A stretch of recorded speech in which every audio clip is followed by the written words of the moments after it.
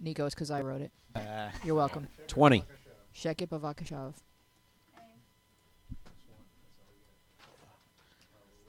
Oh, 10. you have to dance when you hear it because it's really catchy. Oh. Oh, if you want to check what you look like. 5, 4, pray. Our place, where we can dream and share it. Our place, you'll find a friend to care.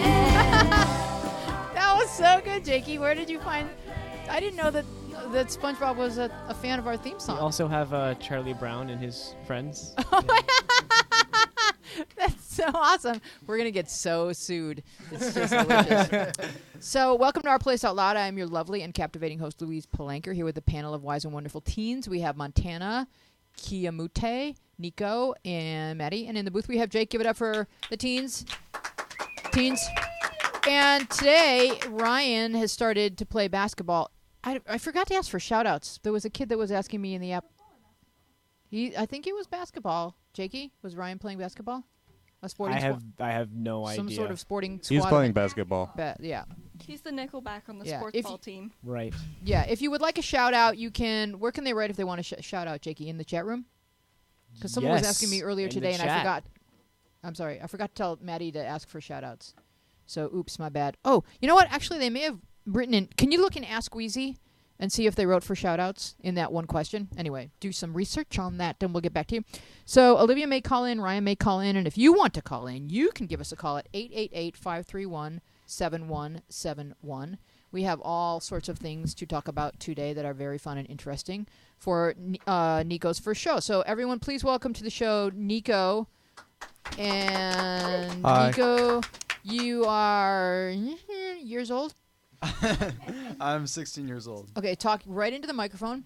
Pull it. You can pull it over, and you want to. Yeah. I'm 16 years old. Yeah. Just take it away from Maddie, otherwise she'll talk. I mean, and I'm serious. It's a truth. It's a real threat. It's true and real. It's code orange. You're 16 years old, and you're. I heard this year you were in speech and debate. Oh yeah, I joined the speech and debate club. Like for a few years, I've been doing football, and then I've started to get into varsity, and then I realized the guys in my spot were like twice my height and 3 times my width. So, that got kind of intimidating. Yeah, I mean, and in debate, you can take those guys right out. Exactly. Yeah. Yeah. They tend to be, on the smaller side. So, I mean, body check them. I'd say if anyone's just, looking at you wrong, just go. Because you've got that football. Like, how many tackle dummies do you think you've hit in your lifetime? Oh God, like I couldn't even begin to count. I mean, I'm just a tackle dummy's nightmare right here. Excellent. All right, so where's the start? Okay, so is this where it starts with Jazzy Lola? I don't think my first page was first. Yeah, it's Jazzy Lola. Jazzy Lola. Would you like to read that question, Maddie, from Jazzy Lola? Yes, I would. I am afraid of rejection. Almost every single person I know from 3rd to 6th grade has rejected me, judged me. And now when I finally opened up to some people, they started rejecting me. So now I guess I'm scared of talking to people on my soccer team, even though they're super nice and hilarious. I'm scared of making friends, and I really don't want to be like this. Plus, I'm not confident. I can be myself when I'm online behind a screen like I am right now on Our Place. But when I walk outside, I'm so insecure because I just don't know. Is there any way to get over this fear of rejection and make me more confident? Thank you. Smiley face. So I want to say there's a difference between being open, warm, friendly, and fun and revealing all of your deepest secrets. And people have to earn the right to hear your truest truth. They don't get that right off the bat. But you can still be fun and friendly, and if someone rejects you, fine, okay, go talk to somebody else. But before you tell somebody something that's valuable information or delicate or vulnerable information, make sure that they deserve it, or that they have the right to know that about you. Is it a phone call about the question? I'm going to go throw to the kids before we go to the phone. Any thoughts on this one? Keo? Yeah, I would also, it's just a question I have for the person. Are you sure that you were rejected? And just when you interpret something, it might not be what that person really intended. Because I know for me, a lot of people interpret me as I don't want to talk to them or something because I don't really talk a lot. I'm quiet and I don't smile a lot. So they think that I'm upset or something, but I'm fine talking to people. So I'm just putting out there that maybe you weren't really rejected as many times as you think you were. Right, and also like a lot of kids just to protect themselves can give each other that dismissive look, and Yeah. it's really more like a self-protective Right. gene that kicks in. I don't know exactly what it is, but it's like it seems like socially it's easier to just look at someone who says something a little bit weird and just go, than it is to be like I don't know what I'm saying, but you know how kids do that just to protect themselves. Like, yeah, I didn't think what she said was cool. You know, that's a go-to place rather than to suddenly just go, oh my God, you know, you're the funniest thing in the world. It seems like it's easier to act like you didn't think what they said was so cool. Nico? Well, if you really are having a problem with have the fear of rejection, I mean, it's a tough thing to deal with. I know I'm personally always going to have that fear, and I know a lot of other kids I know are going to have that fear. I don't think that's anything that ever really goes away, and the best you can do is just try, because sometimes you really are going to succeed. Montana. You're so close. Okay. He was gonna call you like Nebraska, and then it was like, we're gonna reject him. Now what? Okay, go ahead.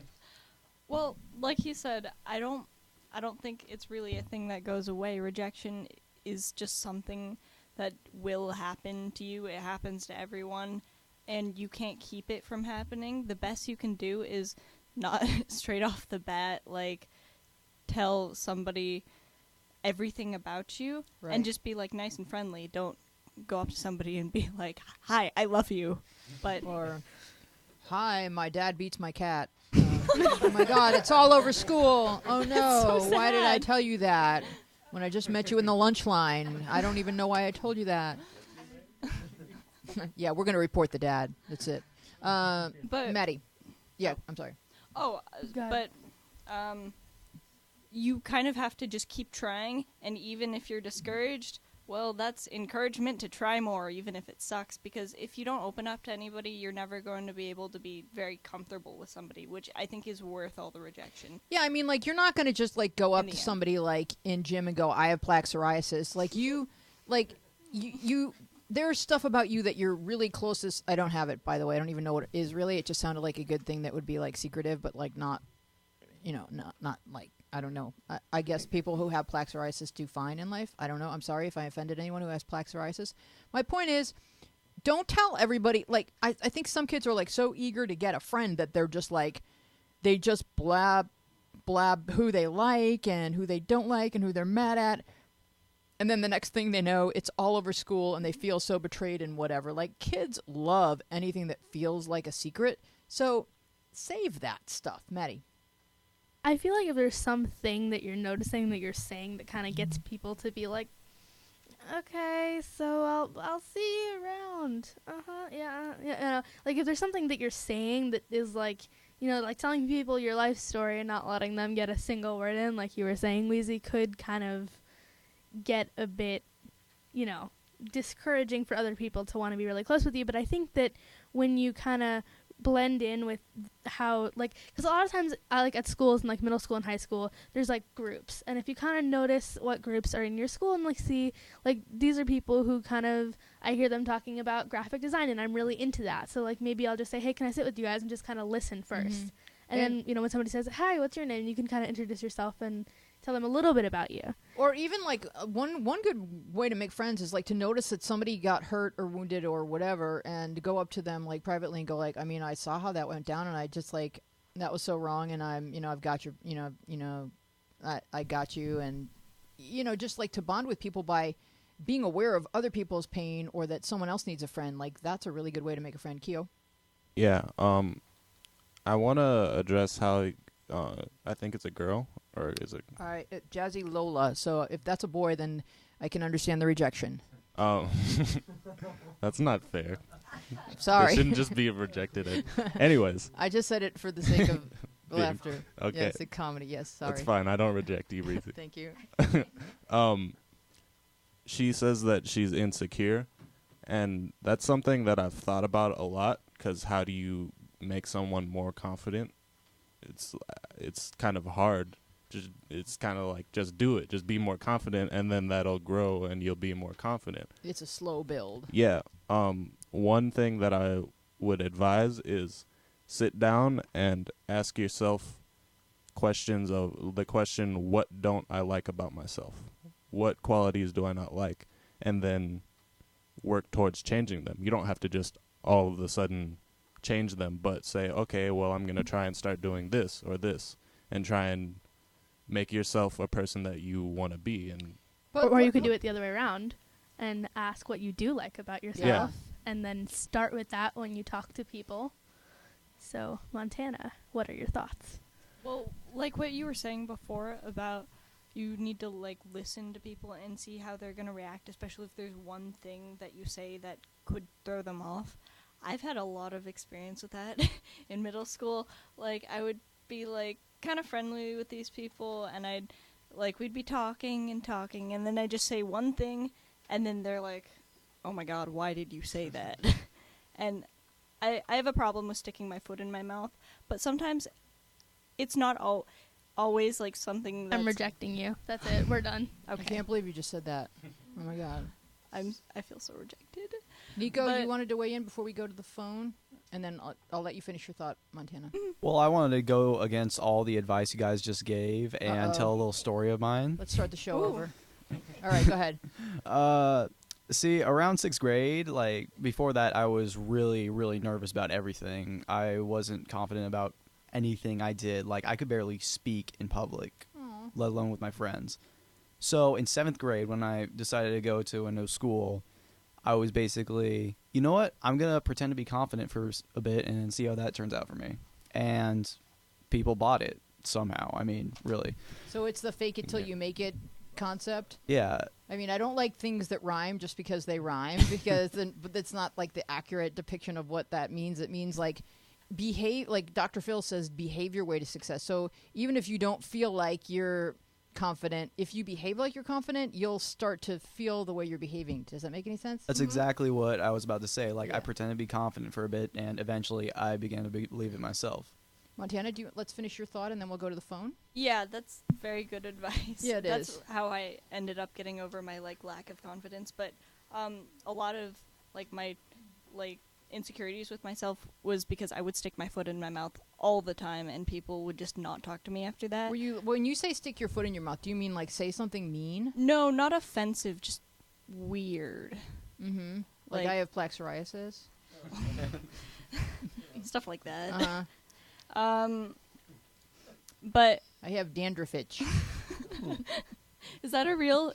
Oh, dandruff itch. Yeah, I guess. Okay. Itchy dandruff. I have really itchy let's dandruff. Can you look at it? Could you look at my itchy dandruff and see how itchy it is? Do you recommend an ointment? Let me just go to the phones real quick, and then we can talk to who's ever joining us on the phone. Hello. I'm gonna jump ahead so of who's close. on the phone actually, and just add one thing to the. Okay. On my wonderful mic. Yeah. Not only behave your way into your success, but dress that way too, and that's going to become very important for everybody as they enter the working world. Dress for the kind of work that you want. Don't go in dressed like you're dressing for college or high school. If only Ryan were here. Dress with his baggy shorts. Dress for the work or the situation that you want to be in. People will take you more seriously. It's the way the world works. Well, I guess Ryan's dressing to be a basketball player, so I can't really take anything away from that. To the phone. Oh, hello. Who's there? Hello. Hello? This better be Olivia Lapidus, because I really don't feel like talking to anybody else. Okay, yeah, well, it's me, so we're good. Yay. What are you doing, college girl? What am I doing? I'm chilling tonight. My class is canceled for tomorrow, so... Really? Would you like to say hello to new boy Nico? Hi, new boy Nico. Yep, he's really cute. Hi, Olivia. I'm really cute. Wow. And confident. Confident? Yeah. Cool. So, how come your class was canceled? My teacher sprained her neck. How do you sprain your neck? By what? Do you have? She was she trying to do a walking on handstand. Well, she kind of was. Yeah. What class is this? This is for Intro to College Writing. Yeah, she needs to stay right side up. Yeah, she does need to stay Yeah. right side up. Yeah. Okay, so how anything to report? How has your adjustment to college life been? It's been all right. I'm fine, you know? Nothing really to report. I like all my classes. I'm obsessed with one of my teachers, and I want to be her best friend. Mm-hmm. And that's pretty much it. Okay. And are you getting up to any college hijinks? What? Ooh, I don't even know what that would be. Your father wrote, "Ask about monster class." Oh, yeah, no, that's the teacher that I'm obsessed with. Oh, okay. You want to be her best friend and do everything together? Kind of like me and Joe Yeah. Cipriano? Yeah. Yes. Okay. Exactly like you and Joe Cipriano. All right, so how do we make that happen? I'm just going to ask her because she already said that we could friend her on Facebook, so. Ooh, okay. Let's get super stalkery. Like all her pictures. I'm going to like every single one of her pictures and every status and everything ever. And comment them with winky faces. All right, so I want to hear about Monster Class. Like, was that her idea to teach a class called Monsters? Yeah, she specializes in Nazi zombies. She just is super fascinated by zombies and all things that are, like, kind of freaky and weird. Mm-hmm. So, like, all we do is read for the class. Actually, no, I had an essay, but it was cool. It was, like, something I enjoyed writing. But, so we read, and then we get to class, and she's like, hey, remember that reading? Here's a movie. And we watch the movie, and then she, like, turns off the movie, and then we talk about the movie, and she's like, aren't monsters crazy? And we're just all like, yeah. And he's like, and then she's like, this is why you're afraid of that. And she goes into why you're afraid of it, and then you aren't afraid of it anymore, because you know why. Really, really cool. That Yeah. sounds amazing. So does that make you start to think about, like, what sort of college class you would invent if you got to create your own college class? If I could create my own college class, it would probably be nap time. Ah. And Because, then we no longer in have to between be... all my classes, I take naps. Oh, you do? So I'd like to get some credit for that. I'm on board. All Cool. right, so Thanks. stay with us while we're going to dive into the next question, and maybe you'll have some thoughts. It's from Raspberry Question. And All right, I read that in the rundown, and I was super excited Okay. about raspberries. Good. Yeah, the Raspberries is one of the greatest rock bands in rock and roll history. So anytime at Cleveland, Ohio, anytime they have a question, we're happy to oblige.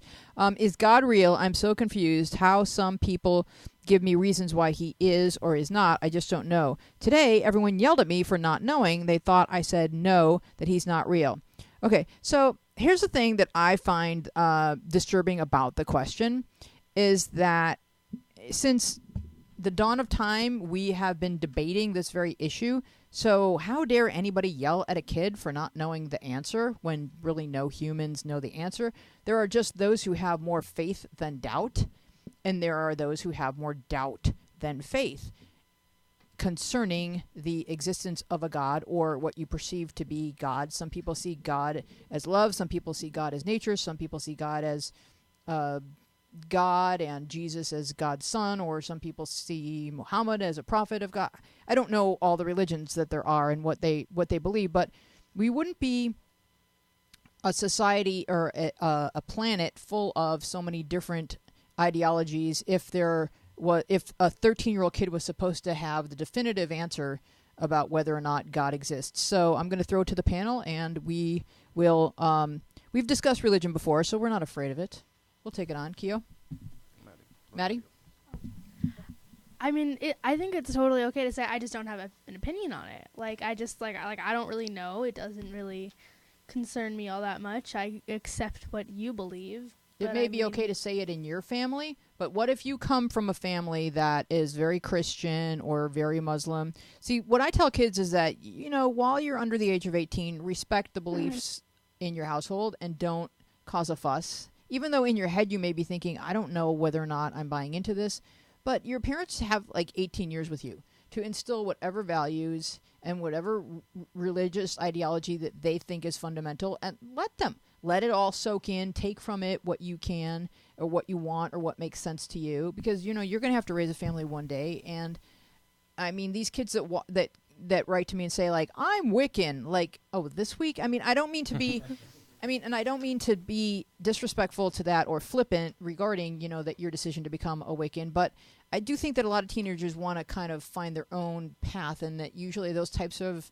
religions are sort of like a pathway to you kind of finding your own voice. Montana, you had your hand up. Well, like you're saying, while we're in our parents' house till we're 18 or whatever, we need to respect their values. I think it makes life a lot easier. Yeah. Yeah, it does. But what if your parents' values are,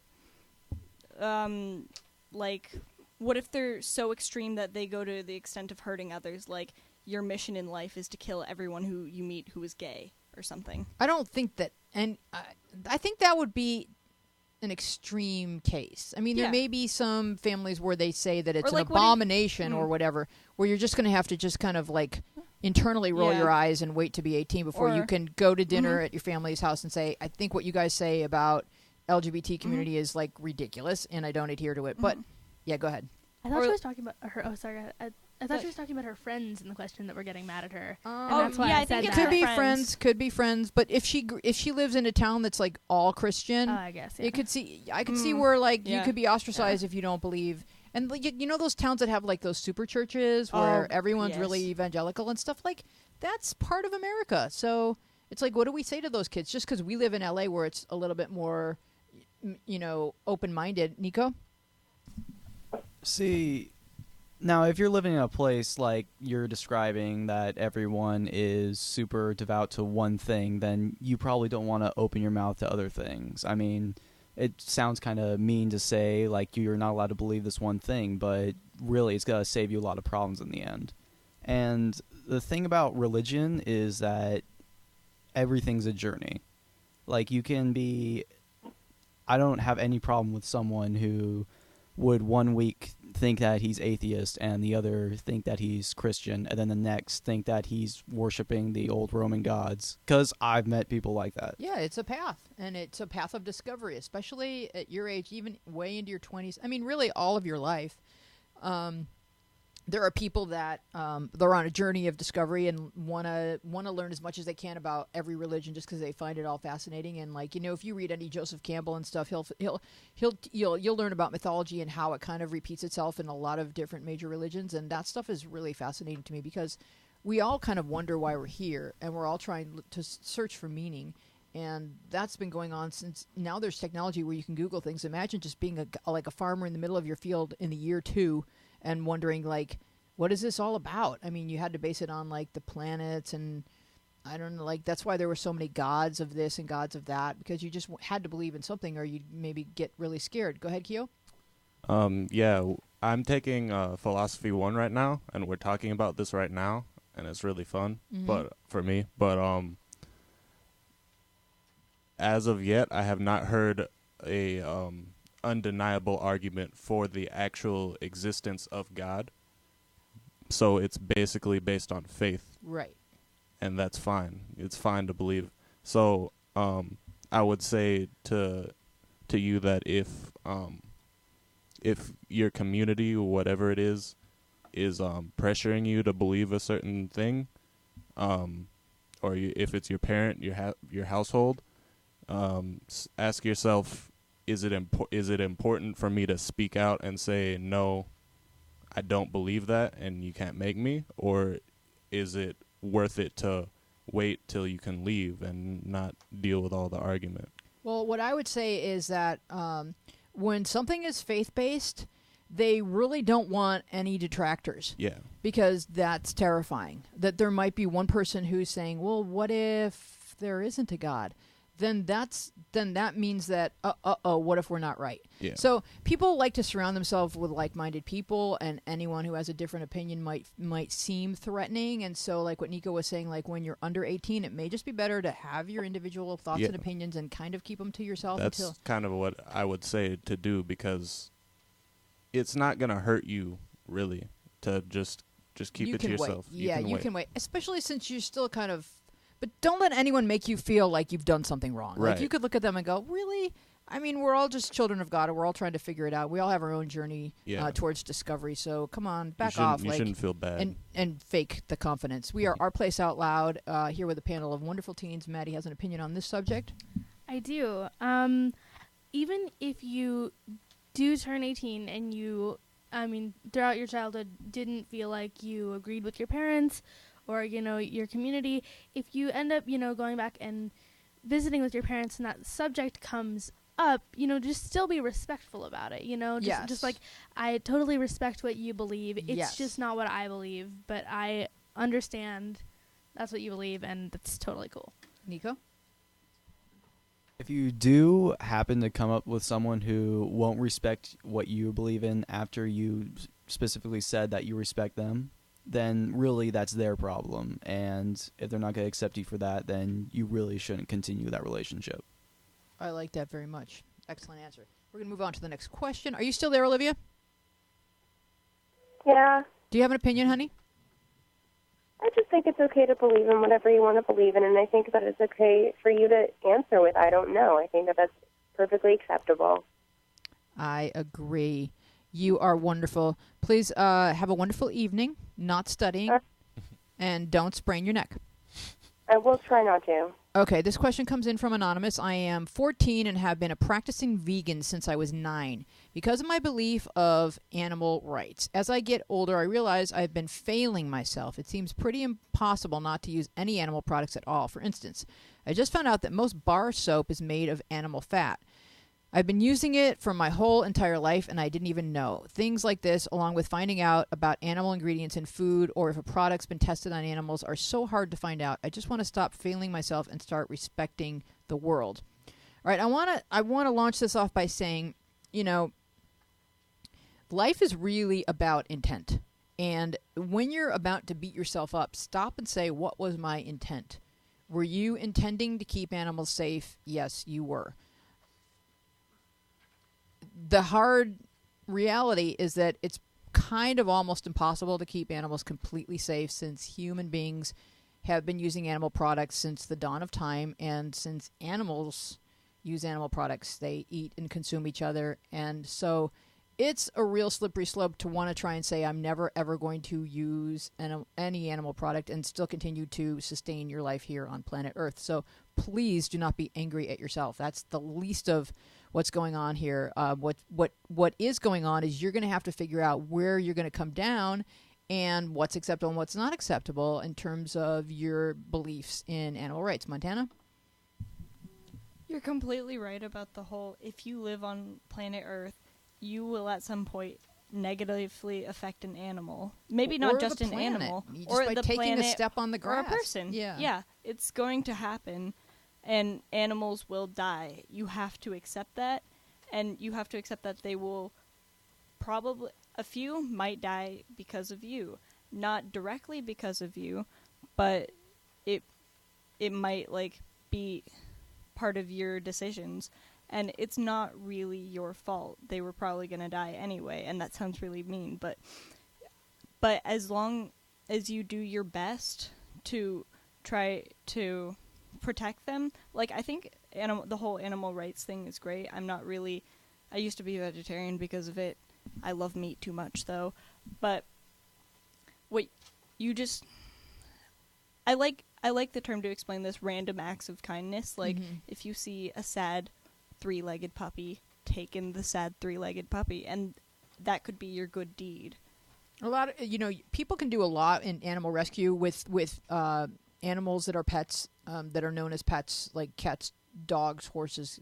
You can really devote your life to animal rescue and do far more good, and not be a vegetarian. I mean, some people may see that as counterintuitive, they have to be a vegetarian if they're going to be into animal rescuing and stuff. But everyone has to decide for themselves what works. And I'm sorry that this hit you at school, and it probably was a blow to discover that you've been, feeling like you've been letting yourself down or letting the animals of the planet down. But I think it's just, this is you seeing the reality of what it takes to sustain any life on Earth. Maddie?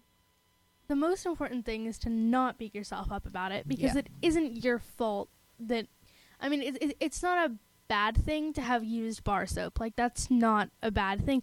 Yes, it is an animal product. Yes, you can choose not to use bar soap, but that doesn't mean you can stop the world from, using bar soap. What you can do is try to like make amends for it. Is you can kind of like join animal rights groups and like you said, adopt animals. Help abandoned animals find homes. There's a lot you can do, and like still eat meat. You know what I mean? Like it's not even like a food thing. If you feel more comfortable being a vegan, then of course by all means. But it's just kind of doing your part to help versus beating yourself up for hurting, you know what I mean? And I think a lot of people that live on farms and live lives where they hunt and fish and stuff like that, what they try to do is they just try to show respect, and they say a prayer, before consuming the meat, and they just show respect for the life that and the food that was offered through that life. And Keo? Yeah, I would say you're asking too much of yourself to not affect animals negatively in any way. I mean, I even think it's natural for humans to eat animals. I mean, Circle of Life, Lion King, and all that. Like when we talk about animal testing, I mean that's a controversial subject, because if animal testing on a product that saves a human's life, that's open to worthy discussion. That's definitely something that we should continue discussing, because we do value all life. Who's on the phone? Mrs. Jordan Chris Colfer's on the phone. Hello, Mrs. Colfer. How are you this evening? Good. How are you? Excellent. Do you have an opinion? Oh, look what... That's a nice dinosaur. Jakey found a picture of a dinosaur taking a phone call, and that's the caller who's waiting in line next after you. This dinosaur has a really nice room. Does that dinosaur really need a brush? What's your opinion about animal rights, Mrs. Colfer? Well, I mean, you can't really control it, but you can control what you do with it. He was trying to control himself, and then he discovered that he had been using soap, and he just felt like he had been letting himself and the planet down. Well, as Jakey said in the chat, this has taught me that soap is just fat. Soap is just... Because it's made out of the fat. I know, but how does it get all sudsy? It's so magical. Maddie has an opinion. Oh, Go no. ahead. Just because it's made of fat, please do not stop using soap. Just keep yourself clean, please, by all means. Just do it. If you have to use like other kinds of soap, just please. Yeah, because you could make I'll humans use my die soap. if you walk in all Yes, stinky. you could. Yeah. Exactly. And you know what? The soap is already there, and you don't want more humans to die from, But what we're talking smelling. about is someone's personal, ethical, moral struggle. How can we help him make sense of this and draw a line in the sand in terms of his own behavior where he feels comfortable and that he is making a positive impact on the animals of the world? Keo? This just came to my mind. You can have good intentions, and it just it ends up not being what you thought you were doing. But the intentions are still there, and it's still a good thing that you were doing. Mm-hmm. Just because you thought you were doing a good thing, even if it wasn't actually a good thing. Like, I don't know if this is true, but someone was talking about this, and I overheard them. They were saying that the amount of pollution that it causes to make the batteries of Priuses and ship them and all of that is actually more than what the Priuses help with. Yeah, you always hear those little conundrums, like if people have a baby and they talk about, well, we're going to use cloth diapers. Well, if you use a delivery service that comes with a truck and all the suds and water that comes to wash the cloth diapers, it's more energy than if you use the disposable diapers. And these are things that I think are worthy of discussion. Yeah, but it's still good that you're trying to do something. So exactly. Don't beat yourself up. Exactly. Montana? Especially because in the end, I feel like everything comes back around full circle, and these good intentions might influence someone who will actually like help an animal, or you will help an animal later down the line. Mm-hmm. And it's not just that you use bar soap. Don't just focus on that. Focus on like the big picture of like helping animals. Even if you're eating meat, like you don't have to eat meat by no means, but if you ever choose to do it like with humanely killed meat, because some of that stuff's like kind of sketchy, not really right. You could humane. like, you could advocate in favor of animals being treated humanely, even if they are going to their death to be providing meat for human beings. We are at Our Place Out Loud. Give us a call at 888-531-7171. Thank you for calling, Mrs. Culfer. We're going to do an episode of Thread Theater, and this one is kind of short. It's but I think it's one that a lot of the guys on the panel have an opinion about, so I'm going to assign the part of Green Day to Nico, and I'm going to assign the part of Mirren Dance to Jake, and the part of Sal to Montana. What? Yes, you have a part. And the part of Gaga to Keo. Is that all the parts? All right. And the name of the play is WikiLeaks and Anonymous and Curtain Up with Mirren Dance. This camera. Cool. Opinions on Anonymous, WikiLeaks, or hackers? Gaga? It depends. You could use that name to reduce hackers. Green Day 41? They're important. They're getting us the info we need about our governments. We're paying for their BS, and then they don't tell us what they're doing. People like Anon get that info through hacking. Sal? People like Julian Assange, Edward Snowden, and I know, and Anonymous, but they are all considered criminals in the U.S. And U.S. wants them all dead. Saw that in the news. Mirren Dance? Jakey? Oh, well, though, I think they're doing the right thing. We deserve to know what's going on. And I'm just going to throw to Jakey on this because I definitely have opinions, and I've seen a few documentaries on the subject, but I think this is something where you kids should weigh in ahead of me. You're just throwing to me? Yep, throwing to you. I don't have time to prepare. I'm just live now? Okay. I know you already have opinions on this. I have strong opinions about this. I'm really for hacktivism, as they call it. Not only because I feel like if we're unsure about what our government is doing, we can't really trust them, and they're there for us. Yes, I understand, like, with WikiLeaks, there are things that they're doing that are just, that could cost you, like, lives, that could do horrible things, but their point is just to have, to have a transparency to government, where you know what your government is doing and you can trust them. I feel like, yes, maybe to leak documents that could cost people lives or is important to national security, they shouldn't quite be leaked, but their point is that they want transparency in their government and they want to be able to trust their governments, but they can't. Maddie? I think that, Jake, those documents that you're talking about that, like, for national security reasons shouldn't be leaked, I think that what the government should do is say, we don't want to leak these, not because we're trying to keep secrets from you, but we're trying to keep you safe. And that it's just these select group of documents that we don't want to release, just so that other people don't, become a threat to you as our people, of the government and such. Well, there is a movie coming out on Assange, and I watched the documentary, and what they promised to redact was the names of Afghan citizens who were cooperative to U.S. forces, and they did not redact. Well, they redacted maybe a couple of names, but we don't know the consequences of that document leaking because the names of so many different Afghan citizens were in there that we honestly don't have enough eyes and ears on the ground to know the consequences of those names being leaked in those villages. And it's a slippery slope. It's definitely transparency can be good. Like if every cop car has a video camera, then cops have to be more responsible. Every street corner has a video camera. More people will be responsible in public places, knowing that I've seen all these security tapes of people doing stupid things, and so I'm not going to be one of those. And WikiLeaks is kind of an extension of that, where it's like everyone has to be completely transparent, completely accountable, but at what expense? Like, should there be some things that everyone doesn't get to know? Montana. I think the government should definitely keep some of its secrets. Like, personally, I don't want to be a conspiracy theorist, but I don't trust the government. I don't trust what they're doing, blah, blah, blah. Yeah, but I do think they have some right to secrecy, especially if it's gonna, like, if that being open would endanger human lives.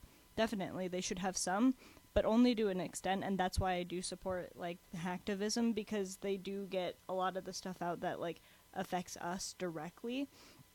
And I had another point about this, but I was just on a roll, so It'll come back to you. Keo. I'm just going to go like this. Yes, I love it. It's very fluid. The problem that I don't really know. I'm kind of torn, but the problem that I have in my head is if I do think that sometimes a secret is a good thing, and you don't want everything to be just public because of safety. But who gets to decide what gets made a secret and why? That's the big thing about it. That's scary to me. It's like Jakey's statement that transparency makes us all safe. That's assuming everyone is good, and not everyone is good, and that's one of the things that makes life so confusing. Everyone does not have good intentions. And Nico, I know you had some thoughts on this. Well, they weren't really on hacktivism. I mean, I'm really torn on it. Like, you could have this document that's leaked that's taking lives, but then that's still the freedom of speech. That's what our country was founded on. So I'm kind of torn about that. But what about just Anonymous in general? Because it seems like half of them are serious and want to do good in the world, and the rest of them are just a bunch of jokesters who think that gross stuff is funny. Jakey. Okay, now you're getting into that movie that we watched, which Yes. was great. But Anonymous started as just a bunch of kids on the internet who were like, hey, let's just mess with things. That was the original Anonymous spirit. There's kind of this branching off where they're trying to start being a respectable political group, but they're not. They're a bunch of kids messing around. They obviously make a very good point, and they have a lot of power. And I agree with most of their points, but we have to keep in mind that, like most people, they're just people. They're not some crazy, all-powerful group. They're just people with political opinions who also have an awesome way of showing it. But is there power in numbers and in knowledge, which is what they seem to have? Yeah, exactly. Nico. Well, see, if you actually go where they meet up, and I'm not actually going to say it here because I don't really want to give them traffic. We know the website to which you refer. Well, yeah. Any boy knows it, and go to our place and ask a boy, and he'll tell you if you don't want to just say it out loud here. But yeah, Jake and I watched the movie, and the movie is called Hacktivism, and the website is very clearly mentioned in the documentary, so it's not that big of a secret. All right. Well, when you actually go on it and see some of the stuff, it's all completely anonymous. Again, that's what the whole site stands for. The fact that you're judged on your opinion rather than what you've done in the past, like other thread things may do. Well, one of the things that you told me before the show that I found so interesting is, like, in our place we try to keep people accountable, but based on their account and their identity within our place. But you're saying that on Anonymous, every time you post, you're a brand new anonymous person, so there's no thread of continuity with any one personality. So each time you post, you're accountable for that post alone. See, what I'm going to refer to really quick to kind of make this clear for some viewers is a website called Reddit, where you have a profile. You can make comments on pretty much anything, and you get upvoted or downvoted based on the credibility of it. Mm-hmm. But people can also see your history of past comments. So Mm-hmm. if they want to bring up like something you said to make you seem like a hypocrite, they can do that. Ah. The whole thing about the anonymous website is eventually, after a certain point of a thread, it gets deleted. Poof. Exactly. Yeah. There's no records of it whatsoever. Mm-hmm. So every time you make a comment, it's really it's not out of fear of being rejected by the community. It's not out of fear of being, looked down on by your peers who are on the site. It's the fear of saying something that's actually stupid.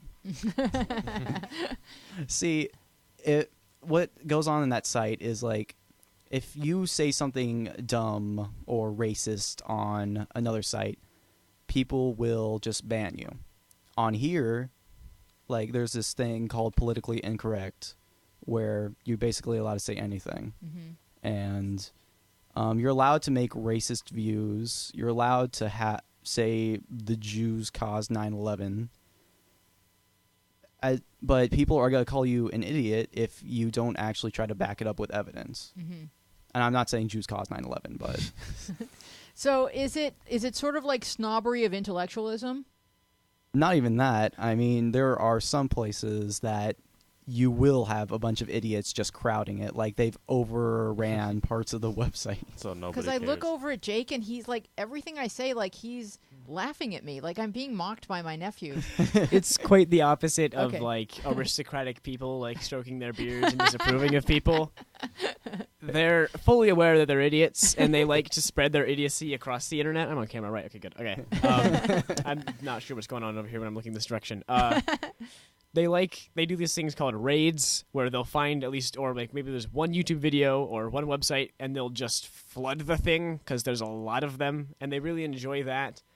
They enjoy chaos. Their website is chaos, and they like to remind everyone on the internet that this isn't really a thing that matters. This is the internet. Let's just keep being chaotic. All right, so I'm going to ask you a big philosophical question right here. Since Jakey, since you seem to frequent this website and Nico seems to frequent this website, how is it informing your generation? What? No. This is This is how you're absorbing most of your news is through Reddit, I'm around you. I know how much you know about things. But how is it informing your personalities and your sense of doing good or being decent and kind? Are you kind of laughing at people, or are you sort of learning to take the moral high ground? Like, what's your takeaway? Go ahead, Nico. See, there's a lot of different like boards for different stuff. I mean, but you're gonna find a lot of elitist people on there. Like with video games, if you aren't playing the oldest, most obscure RPG ever, then you are a pleb. Okay. But really, you've gotta really just use your own judgment on a lot of stuff. Mm-hmm. Again, it's anonymous. You can post anything you want. You can post complete lies. You can post facts. You So just does gotta it back teach you discretion? Does it teach you to read things and go, yeah, this person... I mean, does it teach you, like, to have strong opinions? Because I have noticed that my nephew has, about 3 years ago, started developing really strong, wise, good opinions for, a 13-year-old. And I think it's because he was on these sites really doing some deductive reasoning or, reading. And go ahead, talk. It taught me that if you have opinion, don't like half-ass it. Have your opinion and be loud about it if people are going to talk about it. Because if you just go like on there and go, "Hey guys, this is my opinion," no one's going to listen to you. If you want to make a point, you make your point. And if you have an opinion, you make your opinion, no matter how stupid or idiotic that opinion is. So it's teaching you critical thinking. Sure. But not yeah. or is it teaching you critical thinking / Confidence. wise ass thinking. Yeah. Yes. That's the beauty of it all being anonymous. You will have people from either side. You can have people. Well, I'm gonna go back to video games again because that's what I know. Okay. You can have people talking about like Call of Duty, saying it's trash because it's just another modern war shooter. It's demonizing Muslims, and then you can have people saying, "Guys, you need to seriously lighten up. This is a fun game." You're gonna Okay. have multiple opinions from each side, and Mhm. that's what I find beautiful about it. Okay, and then how does that translate in terms of like when you walk into the world and let's say you've spent an hour reading all of these really strong opinions and now it's time for you to go socialize with your friend, with your group of friends. Are you more confident, or are you thinking, people are going to judge everything I say, the way they do when I post on that site? There's a lot more freedom when you're posting online, like in any situation, even if you are like on your site and you've got your own profile. But in real life, yeah, I do feel a little bit more confident after Mhm. coming out of there. I feel like I've got a better sense of the world. Like I feel like I've seen every side of an issue. Mm-hmm. Q? I don't go on any of these sites, but I know that hearing an argument makes you more confident. Being able to see both sides of the argument is what makes you confident when you're arguing, and what makes you good at arguing, because then you can expect things and then you can come with a rebuttal. Yeah, So, I absolutely agree. In fact, just watching the documentaries about Julian Assange and about hacktivism, made me better informed about the whole part of the internet that I don't visit because I'm a female and we don't know that stuff's there. But and if we went there, we'd get scared and we wouldn't want to get yelled at. So we are Our Place Out Loud. We're pleasers. We are pleasers. Give us a call at 888-531-7171. So for the next Thread Theater, I think we'll just go around the room and read the parts because I don't have time to assign all these parts. But this one has to do with, why your parents get mad at you. Is it the things you do, or is it the way you speak to them, Maddie? Can I be Lexi? You That's what can my be. dog's name is, All right, you can be Lexi, and then Nico, you can be Kennedy, and then Keo, you can be 8 Hours. Montana, you can be Emily the Knowing, and Jake, or no, you're back to Lexi, Emily the Knowing, and Keo, you're also N1 to whatever that one is.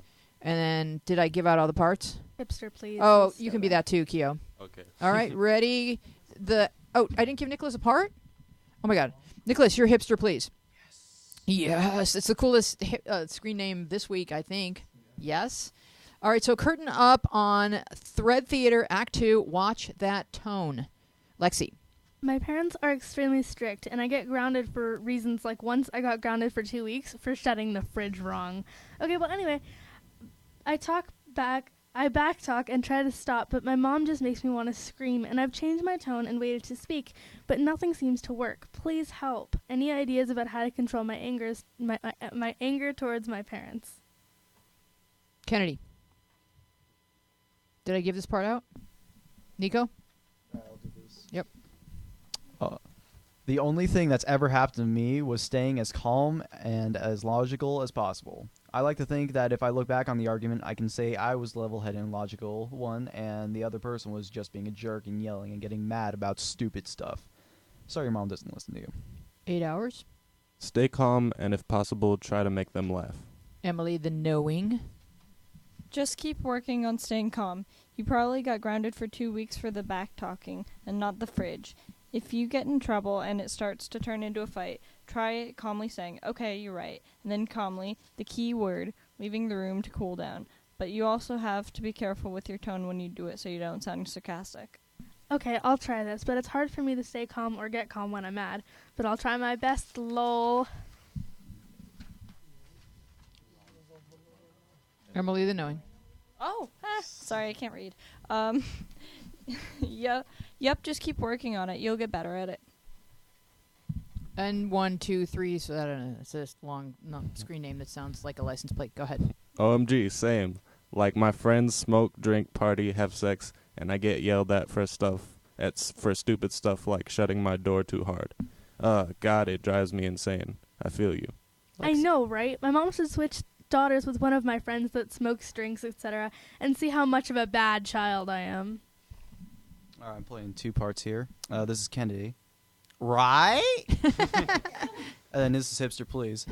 Just let her talk and always reply with, "Okay, Mom," in a happy, cheerful tone, and she'll brush it off. 100% guaranteed. My mom is exactly the same. I hope it works. X. Okay, so from reading the first post by Lexi, did you guys get the impression that it was about the way that she shut the fridge or about the way she reacted when they had a problem with the way she shut the fridge? Nico? I really hope it's not the way she shut the fridge. Yeah. How many ways are there to shut a fridge? Like, really? The immediate reaction to shutting a fridge is rarely, "You're grounded." I mean, she probably slammed the door or left it open. Our big thing was like, shut the fridge. Like if you had the fridge door open longer than like 2 seconds, like you got in so much trouble for not shutting the fridge that now that I'm a grown up, I just leave the fridge open while I make my entire sandwich because I can. Okay, but I mean, like, how do you slam a fridge? Because, like, my fridge door closes, like, super slowly, so even if you try to, like, slam it, it'll be just like, nope, not gonna happen. I'm just gonna close Depends on the slowly. fridge. That and my refrigerator, if you leave it open for more than, like, 3 seconds, it'll start making this horrible beeping noise. Oh, yeah. It'll be like, beep, beep. That's the one we have in Santa insane. Barbara. My fridge It's is like, old. I forget the brand of those. They're Viking, I think, and they're just like really obnoxious. Like, what are you, my car the now? worst. Stop it! I Stop know talking. my fridge is open. Come on, guys. All right, but And what if you about? leave it open at night, and then you can hear it from upstairs, and it's. But let's talk about tone of voice because, like, when you're annoyed with your parents, it's just really hard to turn your tone around, isn't it? Who has some views on that? Montana? I know we've talked about this a lot before, like, the best way, really, to, like, deal with your parents if they think you have a tone is just try to eliminate all tone, just in case you're being sarcastic or they think you're being sarcastic. But a lot of the trouble people have with this is you feel like your feelings are definitely validated too. If your mom's grounding at you for, I mean, grounding at you. If your mom is grounding you for slamming a fridge too hard, you think, hey, that's completely unfair, and then you want to fight back about it, and that's like your first instinct. And so to be what honest, point? I haven't. Sorry. At what point do you lay down your sword and just go? Like the last question was kind of like, just smile and say, "Okay, Mom." I think with like stupid stuff like fridges and whatnot, yeah, you definitely kind of have to pick and choose your battles. But I'm still kind of at the point with my parents where like I'll believe something strongly and they disbelieve it strongly, and then we fight about it, and then I just try to keep my tone down because I know I have to live with them for the next few years. But at the end, like there was this one time we were sort of having that. At the end, I got so mad I just started screaming at them, and I think it's really just something you have to work on, even not just with your parents, with people in life, because there are tons of infuriating, stupid people in life. Not saying that your parents are, but they can be infuriating. Right. Definitely. It's just a matter of choosing your battles and just like taking a deep breath and going, "Is this worth it?" Yeah. Kyo? Tone is a big problem when it's someone who's close to you. What I have done is two things, basically. I've talked, when I'm in an argument, I would say, if she says, "I don't like your attitude," or "I don't like your tone," I would say, "I'm sorry that my tone is coming across that way. I don't mean it to. I wish that I could control it, but I don't mean it to sound sassy or whatever." And to control your tone takes a lot of control over your emotions. It's pretty hard. Yeah, it is hard. And then if the other thing that I would do is say, I would pause after they said that and say, "Oh, well, I can't, I'm kind of in a high emotion state right now. Can I talk to you later? I don't want to have a tone with you, so I'd like to talk to you calmly later once I've calmed down." That's very wise. Nico?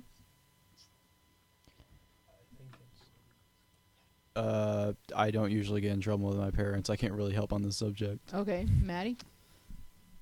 I really understand what Lexi was saying about how she wishes she could switch, and kind of give her parents the experience of having a kid who is really having like legitimate serious problems, like drug problems, alcohol problems, just like sex problems, just not coming home until 2 a.m. Like I feel like parents who have generally good behaving kids kind of react more strongly to the smaller things. But that maybe that's a reason why they have good behaving kids, because I don't like it when people use as an excuse, "Oh, but I'm not as bad as this person." No, because you would not believe how often that comes up.